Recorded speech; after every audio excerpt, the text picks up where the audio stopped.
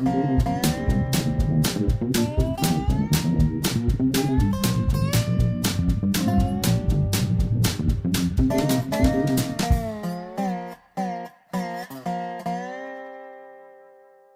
is Dave Monk, your Prairie Monk, WAFT Champaign 90.1 on your FM dial.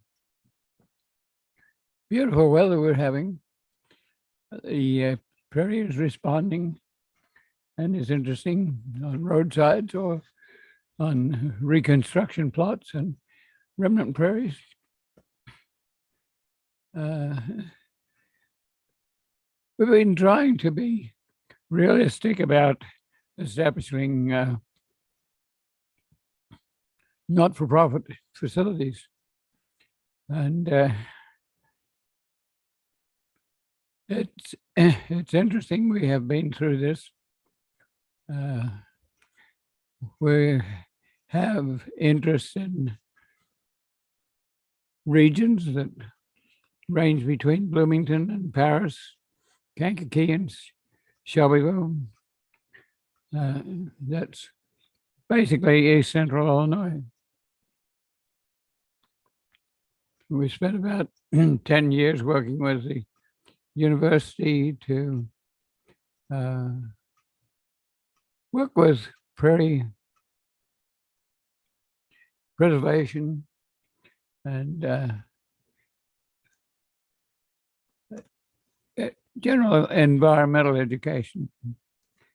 The state preservation is very low of prairie. We down to the state having formerly preserved less than 0.01% of the genetic gene pool. That means humans are in charge. That means that row crops, or before that, and in places that are awkward, livestock.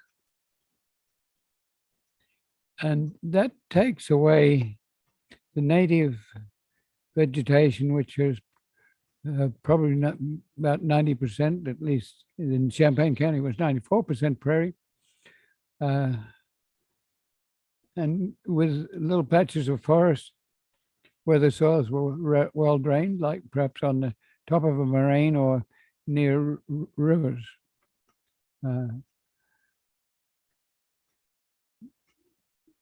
We have used contingency funds with the university to provide various services, from photography to talks or participations in various ways. When contingency money got thin, we moved to Champaign and occupied a building in an area in Market Street, which had been used by graphics design people, engravers who work with the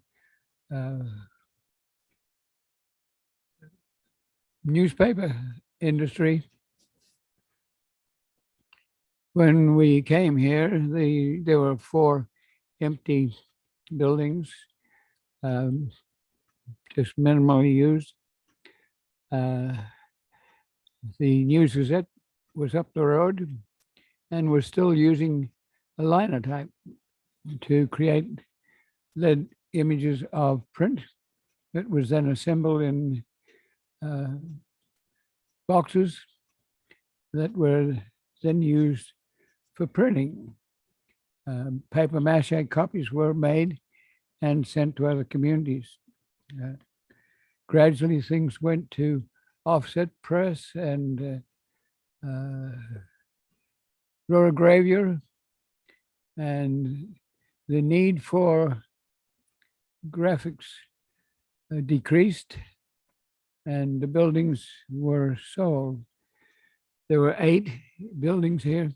We bought one. They were all interconnected. And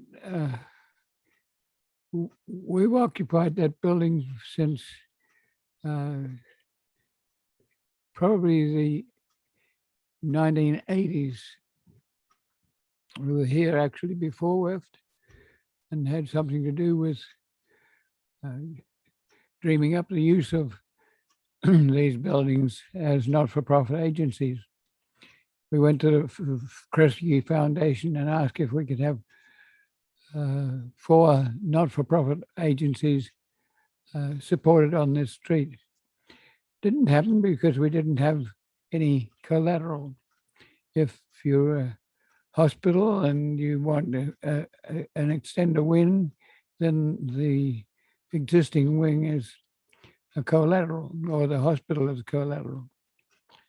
Good idea, but not strong enough to work. But we have a range of people on the street. Heartland Pathways has occupied 3 of those buildings from time to time and done very little to them. We chose the one that we're in, 113, because it was sprinkled. We know that our trade is combining art and science and education, and there's a lot of environmental things. The buildings were occupied by pressers and were an adaptation of buildings used before the 50s. The graphics company came in the 50s. Our notes and art have accumulated. If you're doing artwork, you have to believe that paper and solvents are a part of the art business. If you go to the Art Institute in Chicago and the School of the Art Institute, most students are entrenched in places where there is paper and sculpted pieces, and there is a hazard. There's also a chemical hazard, because some of the materials used in artwork, especially, were hazardous. People would paint with a brush and point the brush by putting it in their mouths, but that sometimes was a dangerous thing to do. Well, we fall into the same category. We have had considerable successes. We held an early Prairie conference at Muhammad, and some of the people that were there were also enlisted as members of a new organization called Grand Prairie Friends. Now, you have to know that when you're looking at development, whether it be innovation for computers or for a number of different things, it's often one person that does, or 2 or possibly even 3, but mostly 1 or 2 people that get together with the idea. I've been involved in that way, partially because I have come from another country and wanted to find the ecosystem and couldn't find it, and got involved with it. And many people have helped. It's been a low finance thing, so we haven't had a retinue of people we have had projects that have worked, and we've tended to go on from one project to the next. When you accumulate enough information, you tend to go to the next level, and you spin off to or accumulate a group of people, and it can gradually grow. You've seen that with some of the internet activities. It gets to be huge. We did that with the Grand Prairie Friends. We legally worked it out. We walked 100 miles on railroad beds looking for something that could be an initial land acquisition for the Grand Prairie Friends, and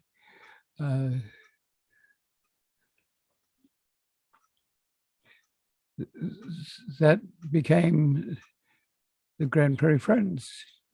Not everyone realizes that, and not everyone wants to realize that, but that is a success. So if you're looking at 115 North Market, you're looking at an organization that spun off another group, which has become very successful and been an advocate for Prairie and done many or all of the things that we were hoping that they would do. So, and by dint of being responsible and being in the right place at the right time, they've acquired land and grants, and now have over 1,000 acres of land called Wobbler Woods. It's near to East Central Illinois, Charleston, Eastern Illinois University, and Charleston Lake. It has already done research on Indiana bats and been recognized at the state level. Members of the Grand Prairie Friends have also joined with the Prairie State Conservation Coalition. And that is an organization put together by Fran Harty, who has been a regional director for conservation for the Department of Natural Resources, and then moved it into the Nature Conservancy, and innovatively put together a Prairie State Conservation Coalition, which brings trusts and conservation districts together. And it's been rather pleasing. It has meetings mostly held at Starved Rock State Park, and which was kind of central, not too central. It's central to Chicago, especially where there's a lot of open space and some power base and political base. So Starved Rock is on the Illinois River, near to Route 80, so it's accessible. And over the years, it has developed interest in certification of natural areas, and the concern about ownership, tax base, and there was a tendency at one stage to not provide some incentive for people to keep their natural areas.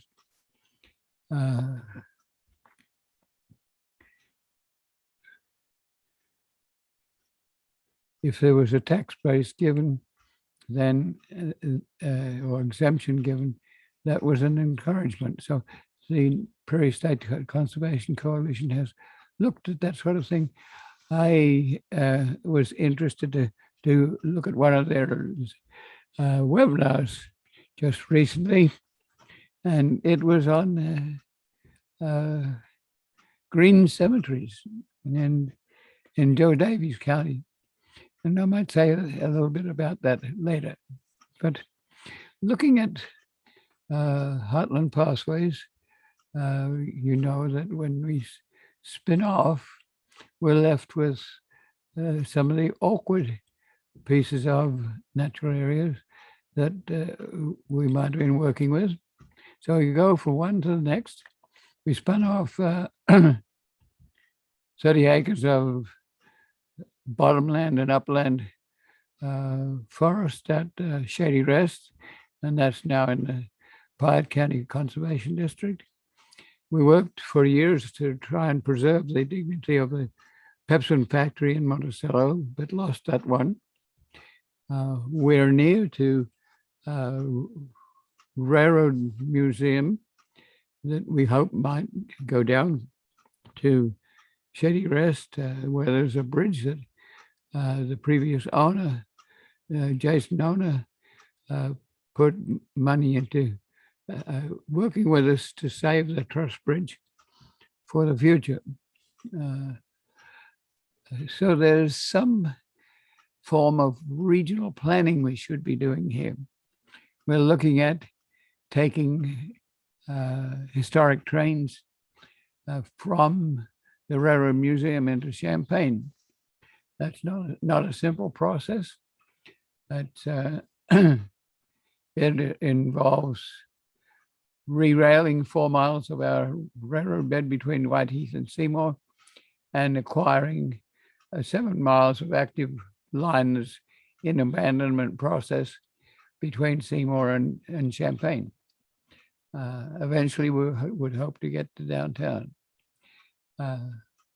Fairly big project, multi-million-dollar requirements. We would like to get the elevators back on the rails and do cooperative things and bring tourists in from Monticello to Champaign and perhaps from Champaign to Monticello and back to Champaign. You cannot, if you're doing historic things, and this is Champaign, Havana, and Western Railroad, if you're doing historic things, there's a different way of docketing.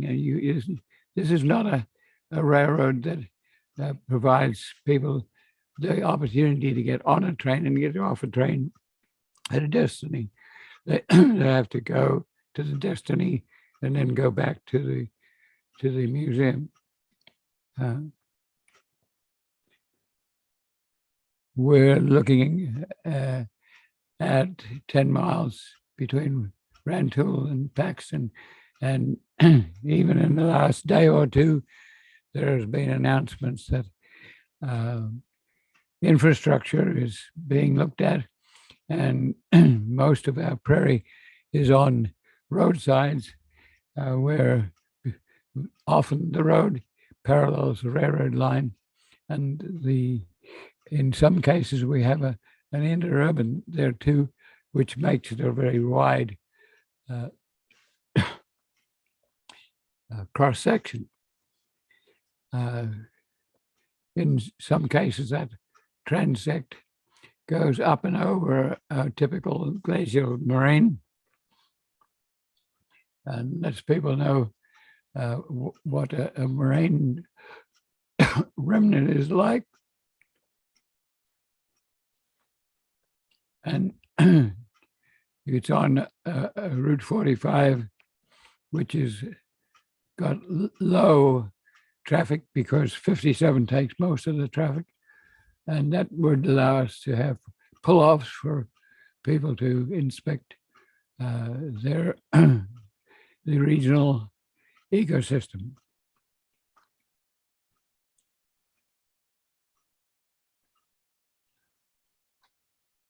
So that's success, both at the Grand Prairie Friends level and at the Heartland Pathways level. Much of the records associated with Heartland Pathways is in the building that we have. It's also, we have been involved with environmental issues, and we tend to gather salvageable materials that many people don't want to send to the landfill. That makes us look to some extent like a antique store, but it saves. And we've been asked to tidy that up. We've been doing that. Probably about a third of the fire risk that we have has been removed, mostly channeled to other places. If it's antique crockery, it goes to the forest preserve. If it is antique clothing, it goes to other places where it might be used in drama.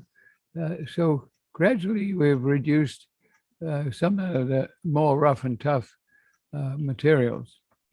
But what remains is mostly details associated with the ownership of 33-mile railroad bed and 9 acres of prairie in the Rantoul area, and other plots that we work that are owned by other people.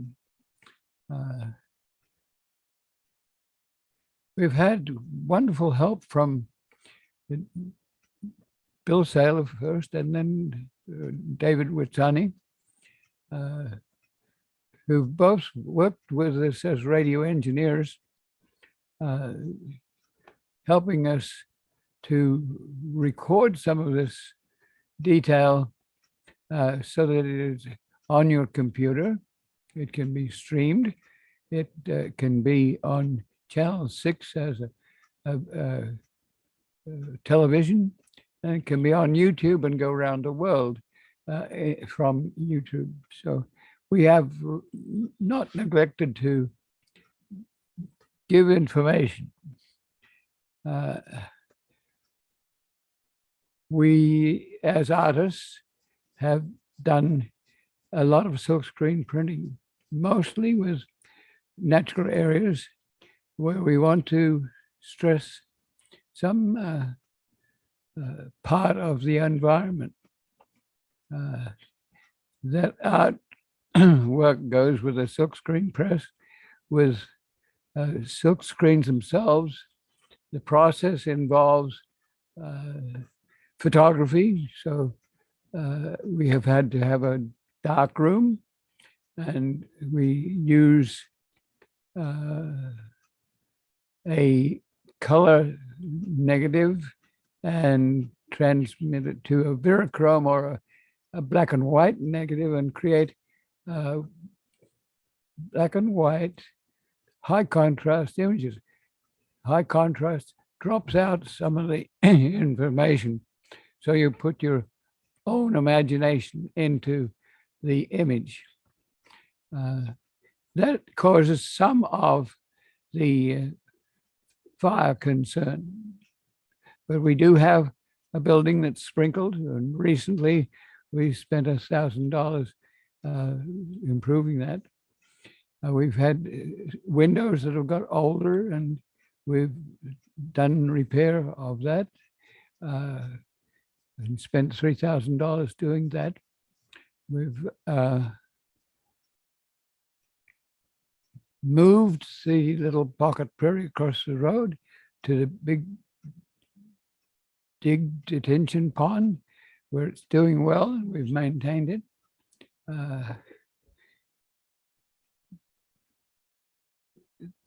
There's a lot of information here.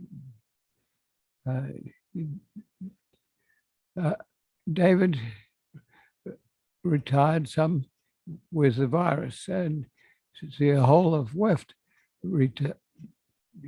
removed themselves from the studio. So it was very hard to sanitize the boards and other pieces of equipment that were used. So we've all been doing that.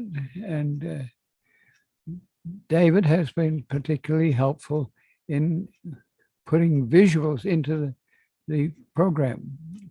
The virus has kind of stopped that some, but we need to do that. If you're curious, Grand Prairie Friends does very well at that. They have visual artists. And so, whereas you can't perhaps get people to go to Charleston to see the Warbler Woods, you do get to see some aspect of it visually. We need to concentrate on that. We need to let people know what we do and why and where. And that is a part of the reform that we probably have to present to the judge, that where there's a summons for us to tidy up. We're not neat and tidy people. Ecosystems and even the reporting of ecosystems is not as neat and tidy as a one-dimension shop where you might be selling oranges and that's it, or doing some repair. Or this is complex, and it means that you have to be supercharged to do some of these things, and not all of us are supercharged. We're regular people, and we just work at it, and we've learned the language of computers, whether they be Macintosh or PC or laptops. We've worked to do that, and we've gotten a certain way, but our progress has been, to put it mildly, glacial. This is not something that is going to meet sudden increases in gentrification of downtown Champaign. We still look like we're country cousins, and so what can we do about this? We have to move out of our domain where one or two people work and move it into a broader dimension. And that's, in other words, to take it in the sort of direction that Grand Prairie Friends has moved in very successfully and very legally and appropriately and responsibly. And they are there to pick up other natural areas, and we may want to work with Grand Prairie Friends if they're interested, but they have tended to move more towards forestry on the Ombra. We would like them to come back. So there's a nice little cemetery situation at Paxton that where a set-aside area is excellent prairie, and so Grand Prairie Friends is still in the prairie game. They've got 9 acres of buffer zone around a prairie a cemetery set aside that's been replaced by a farm acquisition paid for by the Nature Conservancy, I think.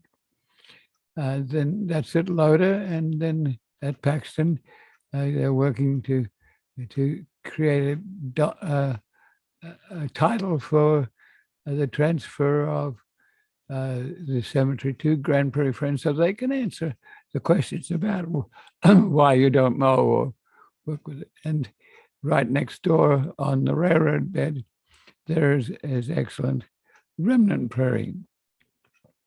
There's also railroad yards that could be given some tender, loving care and developed.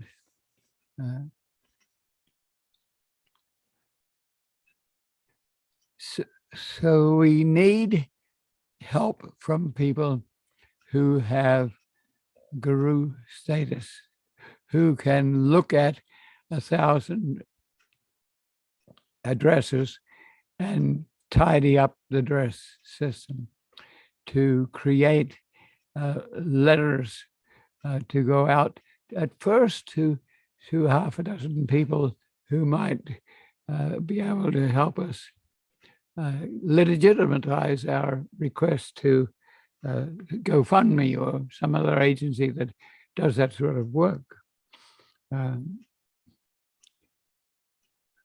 Part of it is that some of this information is in our heads and needs to be extracted for future use.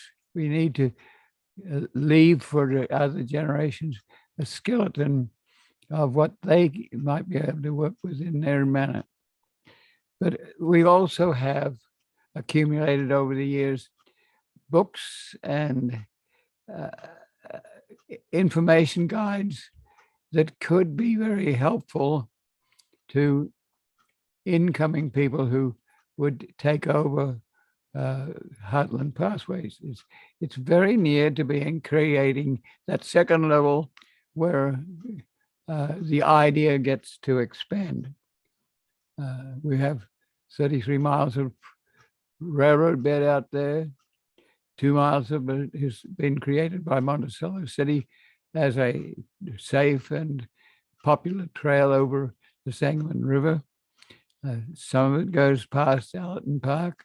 And once again, the old Highway 47 has been taken over by, or most of the traffic is on 72, which is an expressway that leaves the old highway available to stop-offs here and there to let people understand their landscape and to encourage visitors to come and be part of it. Some of this thinking revolves around regional planning. Regional planning is helpful, but people are very aware that when regional planning comes up with a plan, then there's a likelihood that it will be implemented. I'm thinking of a road between Ivesdale and Atwood. It involves two rivers coming together where there was a lot of Indian activities, leftover arrowheads and campsites, and the railroad went a little to the south, so the old place of Atwood was moved south to the railroad line. It happened in a lot of communities. But the little wiggle-woggle roads that went there, because there was creeks and rivers to be considered, has lasted for years, and the citizens haven't exactly wanted a neat, straight north-south road. Well, it's taken probably 15 or 20 years for plans to be lodged and for people to actually have a straight road between Ivesdale and Atwood. So a lot of these things are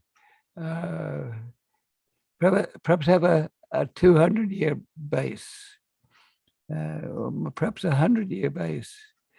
We can't go too deeply because there's a possibility that if we play with the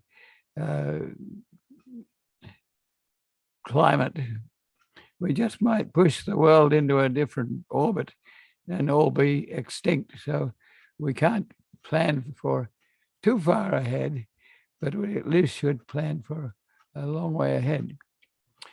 But the fire hazard is right here and now. And how do we deal with it? Well, we probably have to put together a GoFundMe attempt. And I'm hoping that some of you out there will listen to that and be interested. But it requires filing of information and the putting of paper into file cabinets that are protected from fire. So we have file cabinets. Many of them are very old. You almost have to put your foot on them to pull the drawer out. So that could increase. We have a lot of flat information, and that needs to be artwork. It needs to be housed in a professional drawers that are big enough to handle it. So unfortunately, the building has become very useful as a warehouse. So we have a lot of tools and equipment that we can unload quickly at the front door.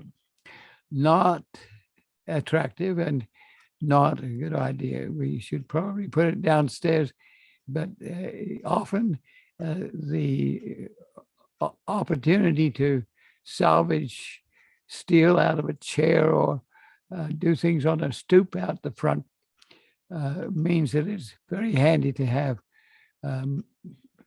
working materials close by.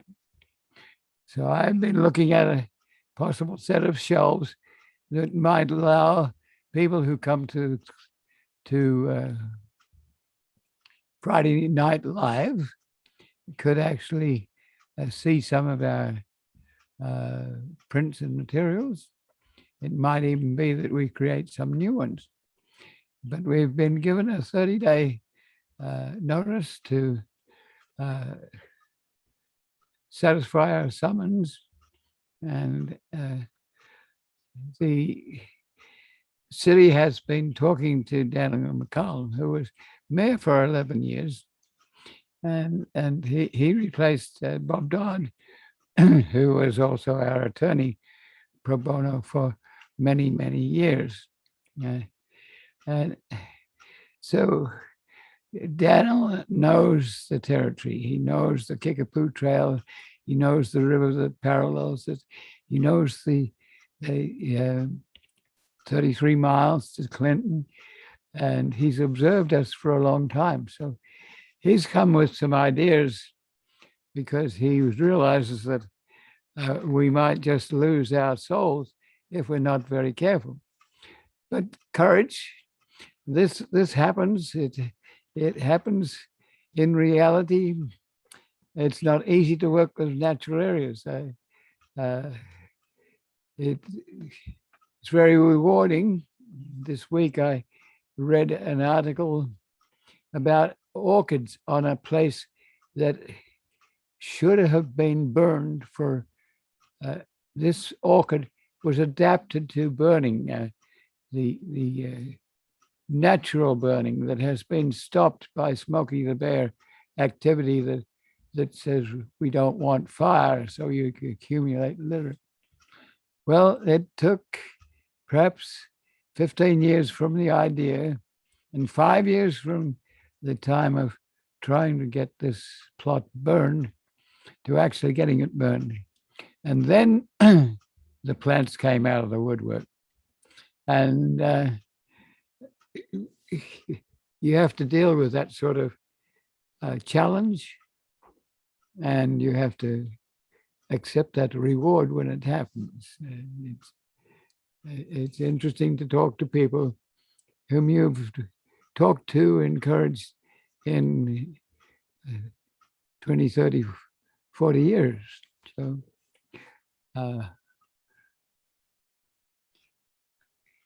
We need that visual that brings our natural activities to people. That means we need visual graphics people who who can handle Macintosh as well as PC. And we need the finance to support not only the academic accumulation of data, but to pay for legal action. And it's a challenge, and we have to meet it. If we don't meet it, then there'll be a dumpster outside, and all the materials, including slides and titles and deeds, will go to the landfill, and everything will be neat and tidy. And we're in a setting which is becoming rapidly neat and tidy. And unfortunately, we're not neat and tidy, and we're not necessarily that way coordinated. We know where things are, and I was interested in Friday afternoon to put pictures out so people could see them at the band level. We have a statement there that says that prairie preservation on roadsides needs policies. And over the top of that, I found two large boards and pinned pictures together. And that is part of the power of having a storefront from which we can work.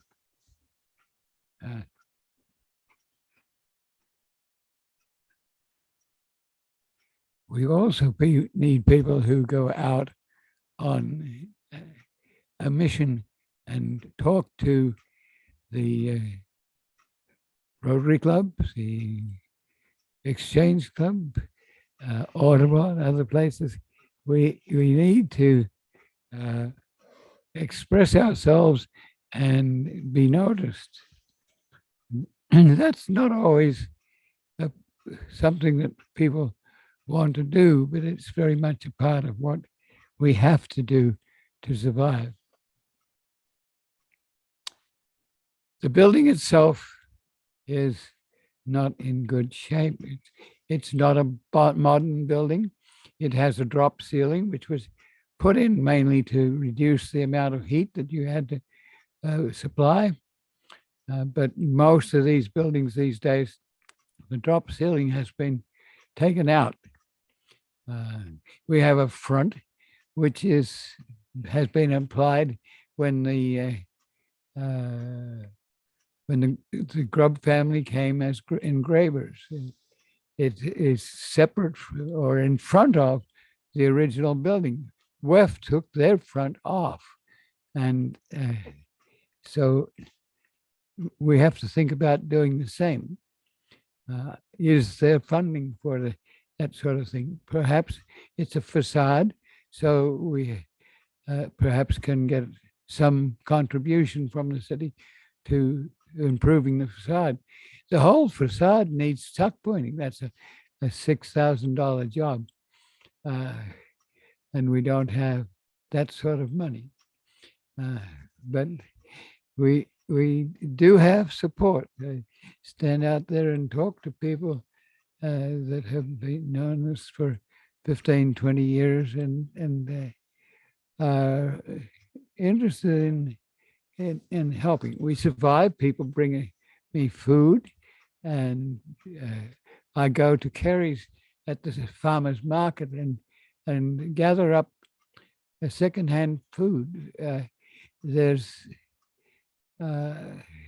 If you walk into a store, you're going to see a lineup of vegetables and fruit that's all the same size and perfect. But let me assure you that most of the food has an accompanying cucumber with a curl that doesn't stack very well, a banana that's too big, doesn't fit in, a tomato that has cracks in it that was common in antique tomatoes, but it's not popular for people who would like a perfect tomato. But I gather that sort of food for low cost, and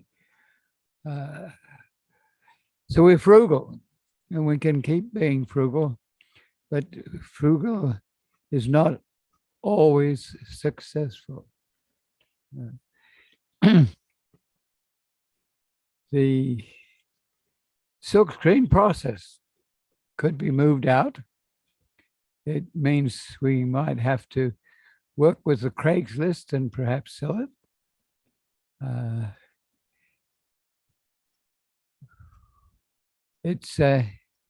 It's not easy to do that. We need someone who has that sort of mentality and that sort of capacity and gets fun at doing that sort of thing. That means there has to be some expertise, and we're looking for that sort of thing. We have to reduce the number of plants we have in the street. When there was a dead central business district, we had plants, including prairie plants, all along the streetscape, and that can be regarded as a hazard for people trying to pass. Yet we use a stoop that was made by the city to replace a stoop that was picked up by accident when there was a 4-foot snow. So that bench has allowed for a lot of recycling, and we would like to continue that. And we have some sympathy from the city, even though they're putting us into place.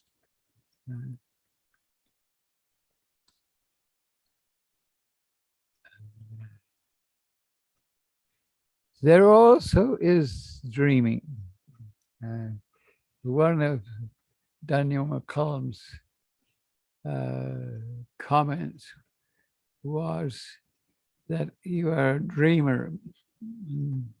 Dreams don't always work, but we've had a few that have worked, and that's part of the act. So how do you put the dreams into reality is a good question.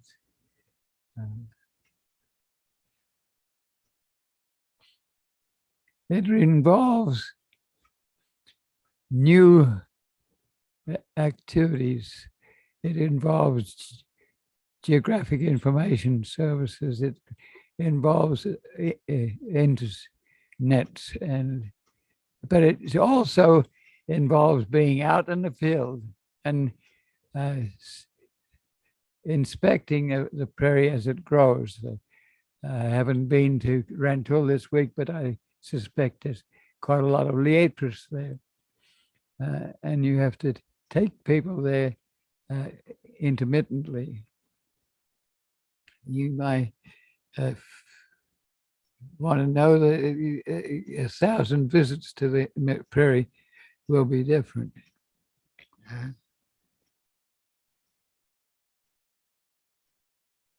So I'm looking at the clock, and I think that you've got the message that we need to tidy up and we need to continue.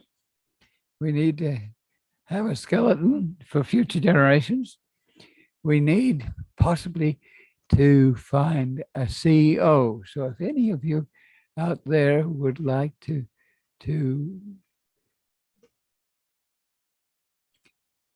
be a helpful person that brings people together and brings ideas together, we probably will have to get funded to pay for such a person. It's not usually a full-time job to start with, but after a while, it almost becomes a full-time job. And those people who bring together associates are very valuable. They have to have pizzazz, get up and go, enthusiasm, and they have to live with prairies that have problems. It may be teasel, it may be creatures like ticks. This week I had a tick lodged in my ear, and a veterinarian friend removed the tick along with its mouth parts. That's what you have to watch, because there's poison left in there. And Lyme disease, which is carried by ticks, is not a very friendly experience. So I was glad to get rid of that friendly tick. It had made its way through my beard. I had found it and then lost it, and I think it somehow got under my head. We put on boots that are not comfortable. They're blucher boots that are high around your shin, and ticks find it hard to climb up. So there are hazards out there in the prairie that you are going to encounter. There are shovels and equipment that should be removed out of the front door downstairs. So we have to get them out of the way of the visual corridor for people who are outside. We have to create an art gallery, which we have had in the past, and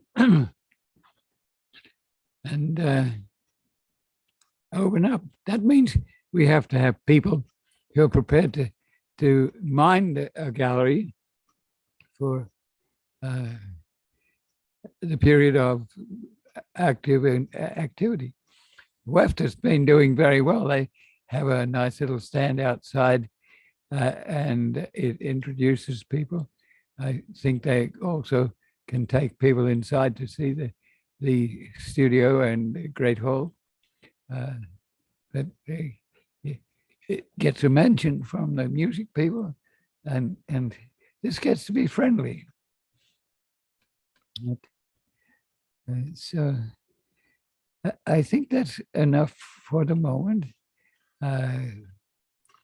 One of the problems is the monk himself, and whether he should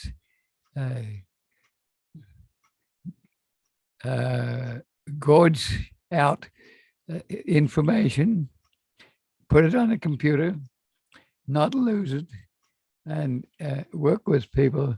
We've sometimes had 20 people in here on different projects, and that has worked. But some of the more recent activities has been with the Kickapoo Trail, which we had a lot to do with initiating, and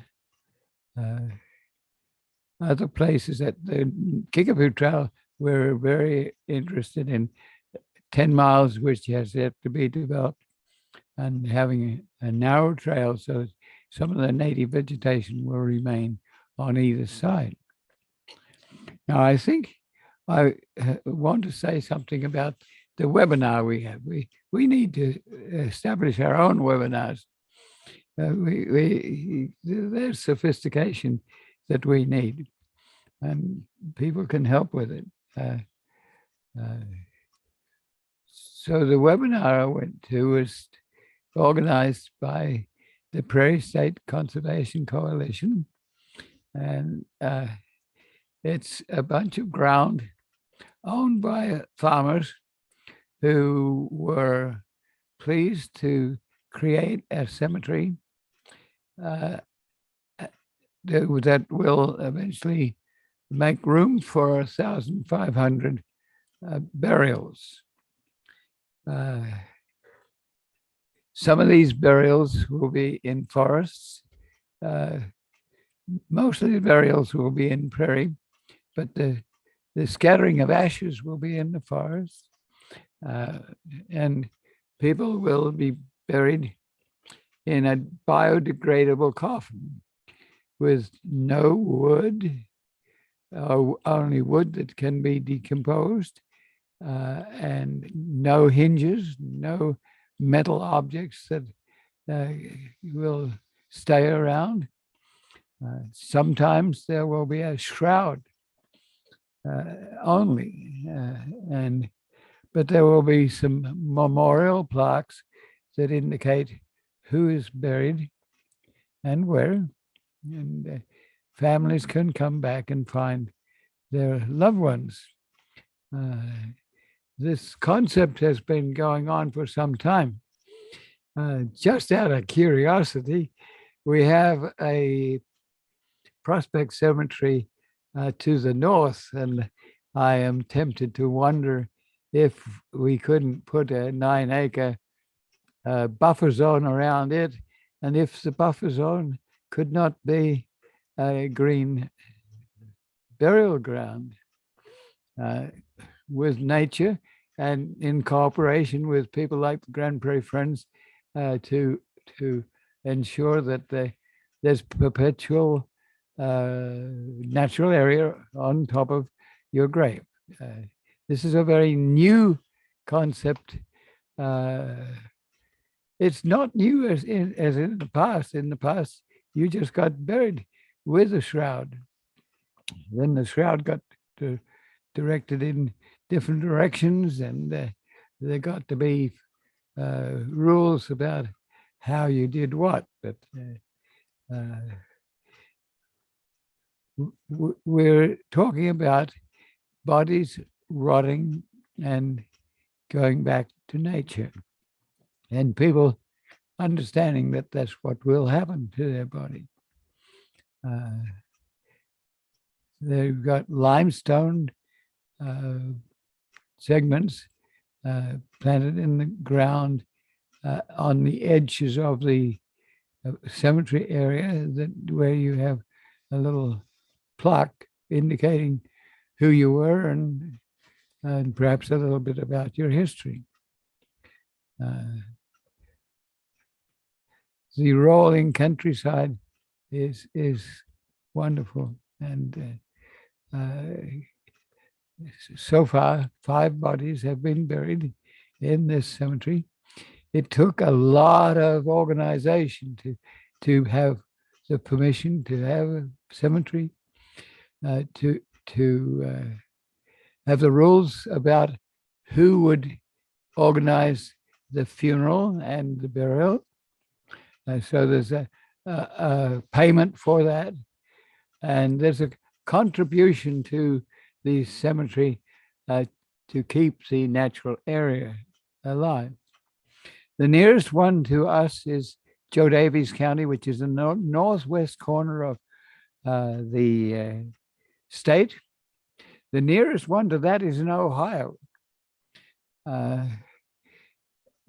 people are thinking, and so I think about the Prospect Cemetery possibility, and there's even Loda has a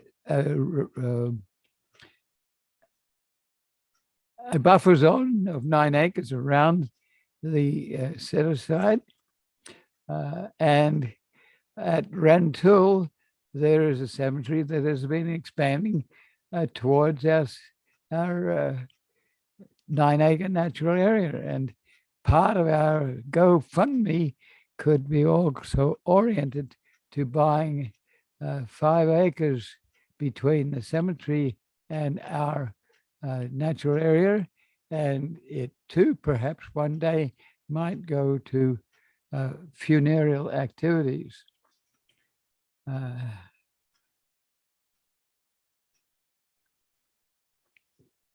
I'm not quite sure when we started. We had some problem with our computer. It takes a little bit of booting to get it into action.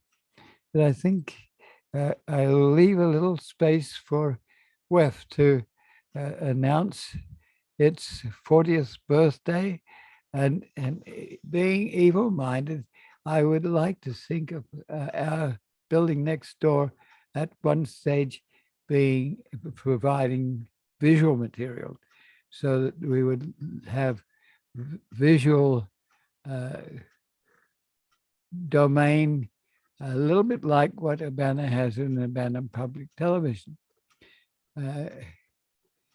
We do have a 55,000-pound press upstairs that can do artistic printing, and we'd like to see that artists stay downtown.